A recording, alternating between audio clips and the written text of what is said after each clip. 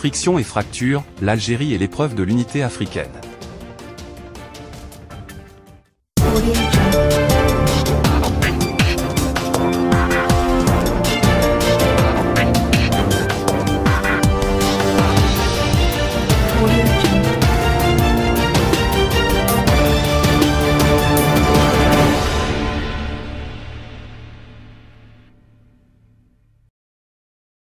Au cœur de l'arène africaine, l'Algérie se retrouve aujourd'hui au centre de turbulences diplomatiques qui ébranlent son image sur le continent.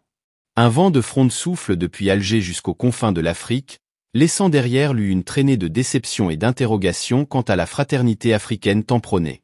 L'irruption du régime militaire d'Alger y a joué avec un zèle excessif, déclenchant une crise avec son voisin malien qui ne voit pas de son plus bel œil la proximité de l'Algérie avec certains mouvements armés du nord du Mali. Et ce n'est pas tout, les entremêlements peu orthodoxes dans les affaires d'autrui, les liaisons dangereuses avec des personnages au dessein douteux, ont laissé les spectateurs du continent perplexes et dubitatifs. Le pantin préféré du régime des capots d'Alger, en chef d'orchestre imprévu de cette cacophonie, semble avoir mal accordé ses instruments, frôlant les dissonances au lieu des harmonies. Dans cette partition improvisée, la réputation algérienne pourrait bien nécessiter une cure de jouvence, pour ne pas dire une révolution, afin de reconquérir les faveurs des mélomanes africains et redorer son blason économique et diplomatique. Du coup, l'image de l'Algérie sur la scène africaine s'éternit, affectée par les récents événements politiques et les comportements discriminatoires, notamment lors de la CAN 2024.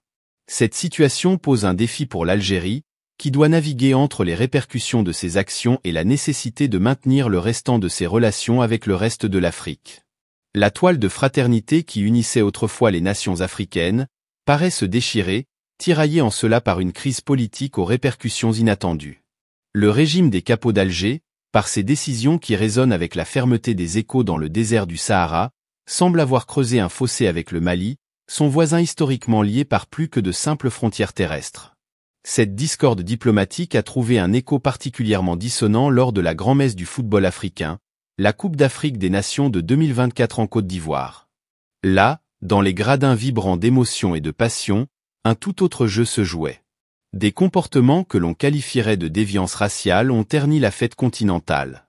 Des supporters, porteurs d'un maillot national qui se voulait symbole d'unité, ont affiché des attitudes contraires aux valeurs de solidarité et de respect, valeurs fondamentales du sport. Ces incidents ne sont pas sans rappeler que le sport, miroir de la société, reflète aussi ses failles et ses fractures. Comment un pays, berceau de figures historiques qui ont prôné l'égalité et la lutte contre l'oppression, se retrouve-t-il aujourd'hui au ban de l'opinion publique africaine? La question mérite d'être posée, et plus encore, d'être méditée. L'image de l'Algérie, autrefois auréolée de son rôle dans les mouvements de libération et de son influence au sein de l'Union africaine, se trouve à présent ternie. Les dirigeants algériens, conscients ou plutôt inconscients des enjeux, se doivent de réagir pour rapiécer le tissu déchiré des relations panafricaines. Mais comment faire quand on se met à dos des pays comme le Mali, le Niger, voire le lointain Congo? La diplomatie, tout comme le sport, a plutôt cette capacité de rapprocher les peuples et de panser les plaies, mais encore faut-il saisir cette balle au bond. Alors que les projecteurs de la CAN se sont éteints, laissant derrière eux une traînée de rumeurs et de malentendus, l'Algérie se doit de reconstruire son image, de rebâtir les ponts et de rappeler au monde les valeurs qui ont jadis guidé sa marche vers l'indépendance. Il lui faudra, pour cela, jouer un match dont les enjeux dépassent largement le cadre des stades, celui de la réconciliation et du respect mutuel.